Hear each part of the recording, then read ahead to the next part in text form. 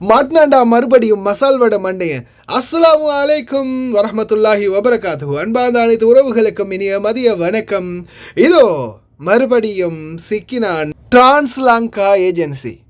ஒரு காலத்தில் நம்மளை ரொம்ப மோசமாகலாம் பேசி வீடுகளில் வேலை செய்கிறவனுங்க, அவனுங்க டிரைவர், அவனுங்களுக்கெல்லாம் என்ன தெரியும் போனஸை பற்றி அப்படி இப்படின்னெல்லாம் ரொம்ப பீத்திக்கிட்டு இருந்தால ஒருத்தன் குடிகார பையன் அவுத்து விட்டாங்க. ஒரு அம்மா இன்னைக்கு மொத்தமாக அவுத்து விட்டாங்க. அவனுங்களோட வண்டவாளம் எல்லாத்தையும் ரயில் தண்டவாளத்திலேயே ஏற்றி அவன் கழுத்தை கொண்டு போய் வச்சுட்டாங்க.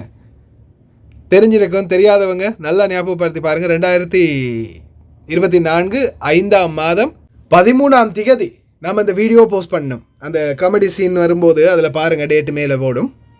13ஆம் திகதி இந்த வீடியோ போஸ்ட் பண்ணோம். நாம் பெரிய உத்தமாச்சாரிய உத்தமன் போல் பேசினான். நாங்கள்லாம் அனுப்புகிற தொழிலாளர்களுக்கு எந்த பிரச்சனையும் வந்துடுறதில்லைன்னு. இதோ இந்த வீடியோ கொஞ்சம் பார்த்துட்டே வாங்க. ඇත්තටම කක්කුට්ටෝ කවුද කියලා අද මම ඔබට පෙන්නන්නම්. මෙයා තමයි අපිව බලන්න කෙනා සොයලා. குடிகாரம் பேச்சு பண்றது முள்ள மாதிரி தானோ, ஆனா மூஞ்ச மட்டும் கேலண்டர்ல வர முருகன் போட்டோ மாதிரி சிரிச்சா மாதிரியே வச்சிரு. எப்படி தப்பு பண்ணிட்டே சிங்காரம், தப்பு பண்ணிட்டே. நீ மறுபடியும் எங்கட தொட்டு இருக்க கூடாது. தொட்டுட்ட தொட்டவனே நான் விட்டதே இல்லை. ඇග්‍රිමන්ට් එකේ තියෙනවා. My lords, please note down this point. Agreement එකේ තියෙනවා. எங்கே ஊர்க்கா சொல்லு, ඇග්‍රිමන්ට් එකේ තියෙනවා. மர்க்கா சொல்லு, ඇග්‍රිමන්ට් එකේ තියෙනවා. மர்க்கா மர்க்கா சொல்லு. ඇග්‍රිමන්ට් එකේ තියෙනවා. ඇග්‍රිමන්ට් එකේ තියෙනවා. කරගෙන මම උදාහරණ කියන මෙන්න මේකයි මේ කොන්දේසි තියෙනවා. මේක ක්‍රියාත්මක. ඒතර කාර්යාංශයත් විදේශ වෘත්ති කාර්යාංශයත් මැදිහත් වෙන්න ඕනේ මේක. අඩංගප්පා இது உலக நடிப்புடா சாமி. මම කුමුදුනි එදිරිසිංහ, මම බදුල්ලේ. මම මේ ට්‍රාන්ස්ලංකා එකෙන් තමයි රට ගියේ, ඩුබයි රටට ගියේ. ඒ අපිට කණ්ඩ බොණ්ඩ නෑ, ඇල්ලොතරෙන් තමයි අපි ජීවත් වුනේ. ළමයි ගොඩක් ඉන්නවා එතන. ඒ ළමයි වෙනුවෙන් තමයි මම මේ කතා කරන්නේ. මට දැන් කතා කරන්න දෙයක් නෑ. දරුවෝ අරගත්තාම ලක්ෂ 3ක් දීලා. ඒත් මම ඒ ළමයි වෙනුවෙන් මම මේ සටන් කරන්න හදන්නේ.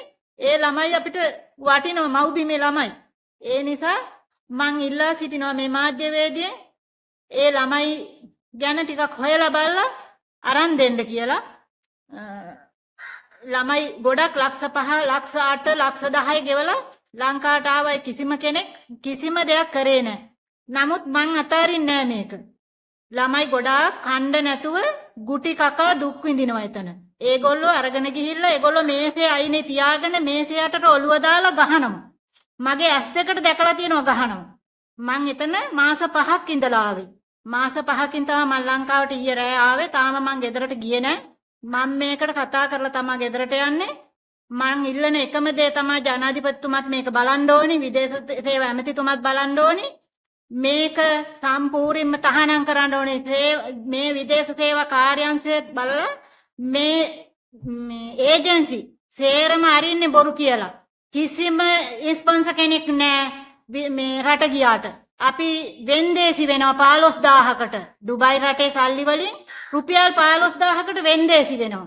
ඒ වෙන්දේසි වෙලා එතන අපි දවස් 5ක් වැඩ කරලා ඒ දවස් 5 අපි හොඳ නැත්තම් අහපව් අපි ගෙනත් දාලා සල්ලි අරන් යනවා. ඊට පස්සේ ඒ මිනිස්සු මොකද අපිට කරන්නේ? මේ ලංකාවේ ඒජන්සි කාර්යෝ එහෙ ඉන්න ඩුබයි රටේ ඉන්න ඒගොල්ලෝ කියන්නේ මොකද්ද? තොපි ඇයි අහපව් ආවේ? තොපි මිනිහලා එක්ක බුදියන්න දාවේ. ඔන්න ඔය ටික අහලා අම්මා අප්පා නැති වෙනකන් අපිට කුණුහරුපෙන් බයිනවා. මමත් ඒ වගේ දුක් විඳලා කණ්ඩ නැතුව දුක් විඳපු ගෑනු කෙනෙක්. ඒ මං වගේම දුක් විඳින තව ගොඩක් ඉන්නවා. ඒ කට්ටිය අරන් දෙන්න කියලා මම මේ මාධ්‍යවේදීනුත් ජනාධිපතිතුමාගෙනුත් ඉල්ලනවා.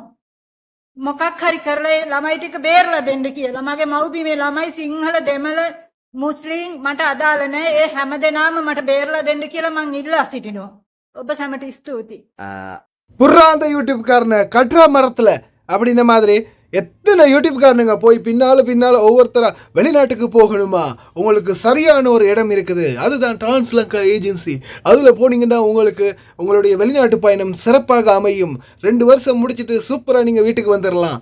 உங்களுக்கு தங்க நகை கிடைக்கும், சாப்பாடு கிடைக்கும், தங்குற இடம் கிடைக்கும், சோப்பு சீப்புலேருந்து எல்லாமே கிடைக்கும் அப்படின்னு ஒவ்வொரு விதவிதமாக வகை வகையாக வித்தியாசமாக சத்யா அந்த மாதிரி போடுவானுங்க இல்லையா ஒரு அட்வர்டைஸ்மெண்ட் இந்த ஏஜென்ட்டுகளுக்கு சார்பாக. இவனுங்களை பிடிச்சி அடிக்கணும் முதல்ல.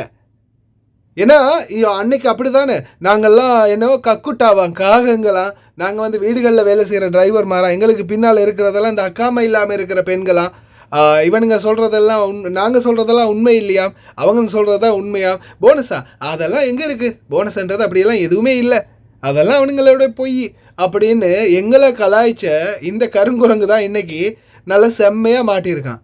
பார்த்தீங்களா எவ்வளவெல்லாம் கேவலமாக பேசியிருக்காங்கன்னு பெண்களை.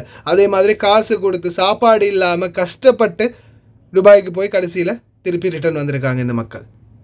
இவனையெல்லாம் என்ன செய்யணும்?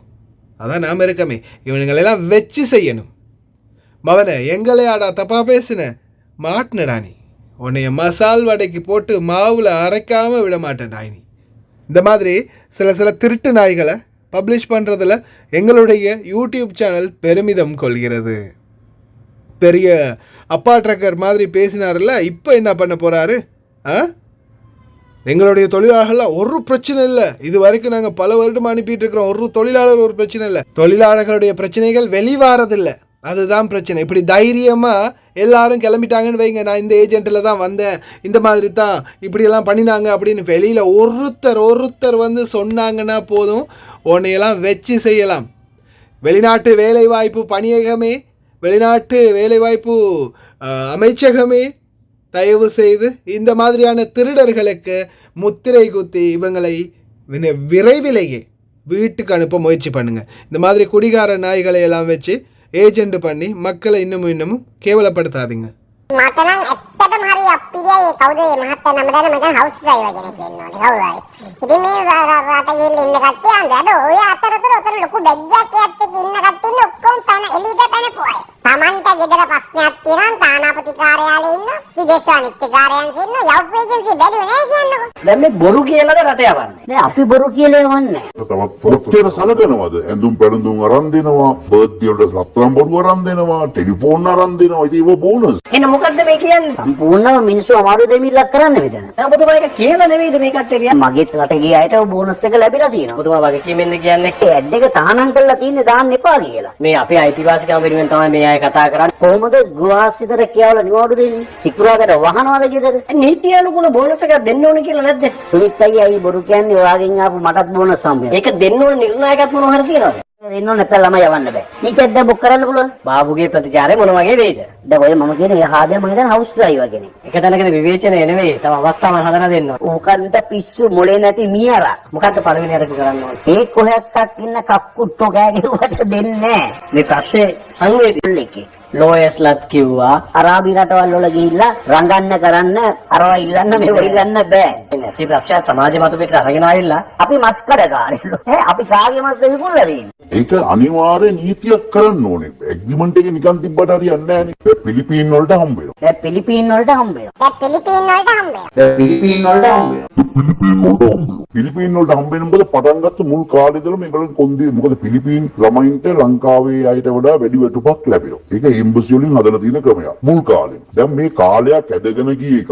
දැන් එකපාරටම කොහොමද හදන්නේ? ඒකයි මේ බොරු රංගපෑමක් කරන්නේ මේ රටට එන විදේශ විනිමය අඩු කරන්න, යන මිනිස්සුන් අනාථ කරන්න. දාපු යෝජනාවක් මේ. ජම්ප් එකක බෝනස් එකක් ඕන කියලා අපි හිතමුකෝ. කොහොමද ඒක ගංගුරු කරගන්න ඕන පුතුමාට හිතලා. ඉතින් බෝනස් දෙනවනේ. දැන් ඇග්‍රීමන්ට් එකේ නෑනේ සන් පවුඩර්, සබන් ටික, සැම්පු ටික දෙන්න කියලා. කෑම බීම, මෙඩිකල් යුනිෆෝම්. එනකොට සමහර වෙලාවට තවත් ඔච්චර සලකනවද? ඇඳුම් පැළඳුම් අරන් දෙනවා, බර්ත්ඩේ වලට රත්තරන් බොරු අරන් දෙනවා, ටෙලිෆෝன் අරන් දෙනවා. ඉතින් ඒව බෝනස් නේ. இது போன்ற திருடர்களும் இது போன்ற பொய்யர்களும் கொடுக்கக்கூடிய பொய்யான வாக்குறுதிகளை நம்பி வெளிநாட்டுக்கு போய் இன்னைக்கு வரைக்கும் பல தொழிலாளர்கள், எங்களுடைய தாய்மார்கள், இன்னைக்கு வரைக்கும் சகோதரிகள் எத்தனையோ பேர் கஷ்டப்பட்டுக்கிட்டு இருக்கிறாங்க. அதே மாதிரி எத்தனையோ உண்மைகள் இன்னைக்கு வரைக்கும் வெளிவாரதில்லை. வெளி வந்துச்சுன்னா தான் இந்த மாதிரி திருடர்களுடைய உண்மையான முகம் என்ன அப்படின்றது பலருக்குமே தெரியும். ஆனால் இந்த மாதிரி திருடர்களை பற்றி யாரும் வெளிக்கொண்டு வரதும் இல்லை, வெளியில் சொல்கிறதும் இல்லை. ஏன்னா பயம். ஆனால் பயத்தை விட்டு இந்த மாதிரி வெளியில் போல்டாக வந்து மீடியாவுக்கு முன்னால் பேசுனீங்கன்னு வைங்க, இந்த மாதிரி பல கலைகளை பிடுங்க முடியும். தயவு செய்து இந்த ஏஜென்ட்டுகளுடைய உருட்டல் மிரட்டல்களுக்கெல்லாம் தயவு செய்து பயப்படாதீங்க. சிறுபோனால் மசுரன்னு போச்சு. இவனுங்களுக்கெல்லாம் நாங்கள் ஒரு போதும் பயப்பட மாட்டேன். என்னை பொறுத்தவரையில் நான் இவனுங்களுக்கு எதிராக என்றைக்குமே நல்லது செஞ்சால் நல்லது, கெட்டது செஞ்சால் அதுக்கு டபுளாகவே நம்மளுடைய சேனலில் நம்ம எப்போவுமே திருப்பி கொடுப்போம், அது நிச்சயம்.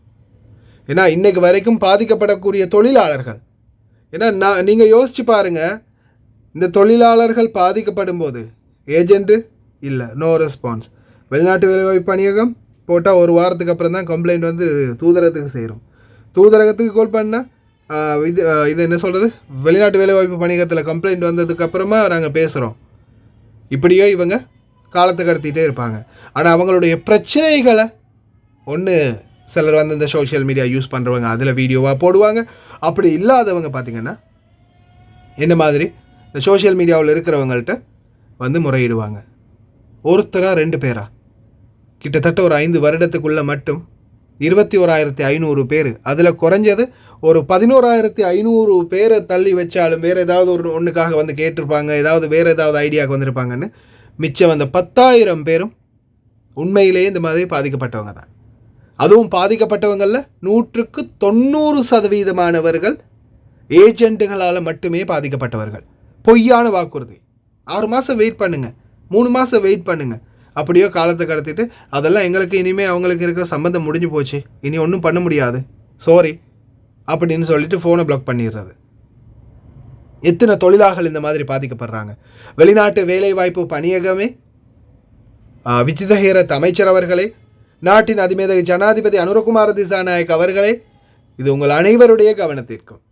அதே போல் வெளிநாடு வாழ் தொழிலாளர்கள் தயவு செய்து ஏஜெண்ட்டுகளுடைய உருட்டல் மிரட்டல்களுக்கு பயப்படாமல் நேரடியாக வந்து சோஷியல் மீடியாக்களில் அவங்களுடைய உண்மை முகம் என்ன அப்படின்றத வெளிக்கொண்டு வாங்க.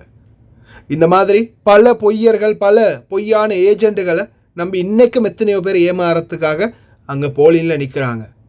அத்தனை பேரையும் காப்பாற்ற முடியும். தயவு செய்து யாராக இருந்தாலும் பாதிக்கப்பட்டிருந்தால் நிச்சயமாக முன்வாங்க.